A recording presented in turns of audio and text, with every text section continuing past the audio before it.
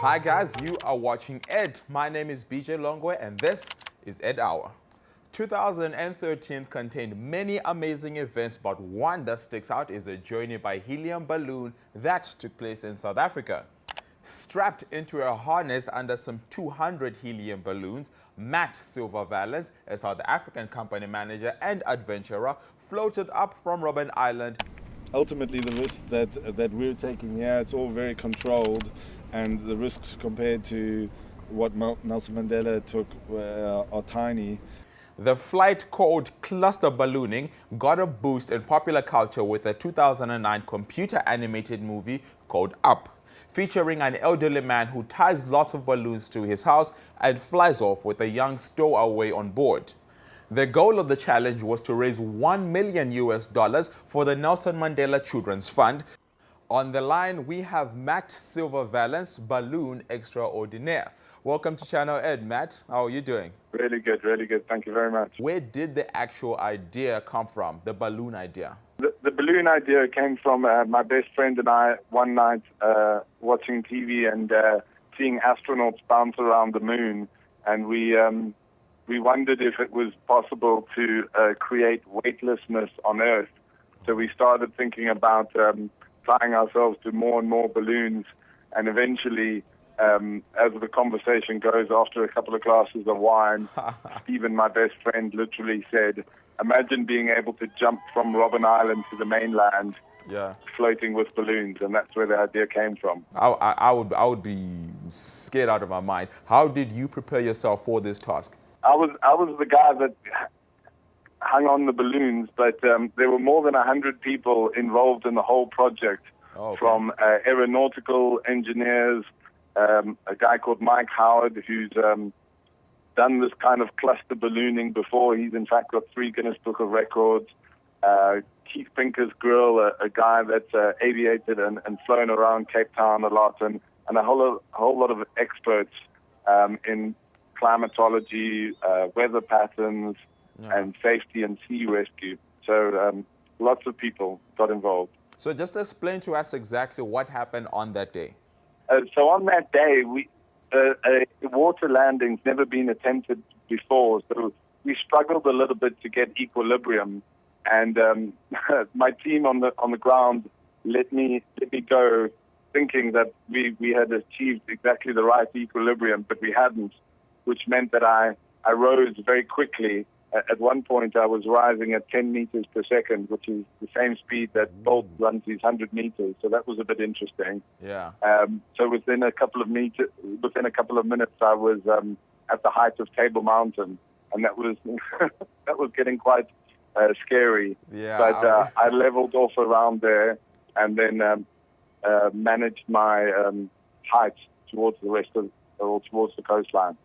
Oh, okay. So do you have any plans to do something similar in the future? Or was that your last bit to say, I'm never doing this again, never?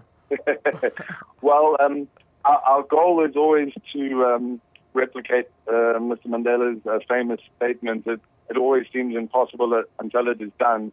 We've in fact got 3 projects that we're planning. Again, different teams of experts are getting involved. I can only tell you about one of them at the moment, but that is to walk from Robben Island to the mainland. To walk? How would you do that? Underwater. Do you have scuba tanks with you, or we're going to breathe underwater from Robben Island all the way to? So it's a 7.5 kilometer walk, and we're designing a special vessel so that it's human powered, and in fact there's 3 of us, possibly 4 of us that are planning to do this mission. I can't yet tell you who the other people are involved in the project, but at the moment we're in touch with experts from around the world in terms of designing special equipment to allow us to walk in a. I guess the easiest way is imagine a little UFO, the old school UFO vessels, and we plan to walk underwater and special equipment for us to breathe. I see that you didn't want So, to do this one alone. You decided to bring some friends along. yeah, it's funny.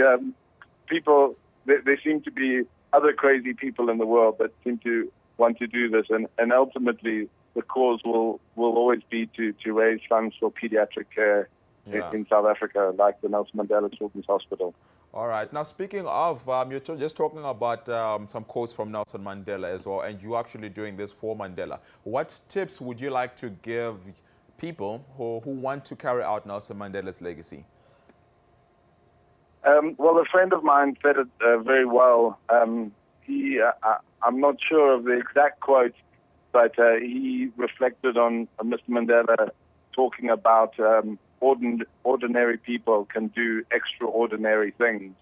So I think everybody can make a contribution. It doesn't need to be big or small, or it's just keeping his legacy in mind and doing a little bit each day to echo what he's achieved for us all.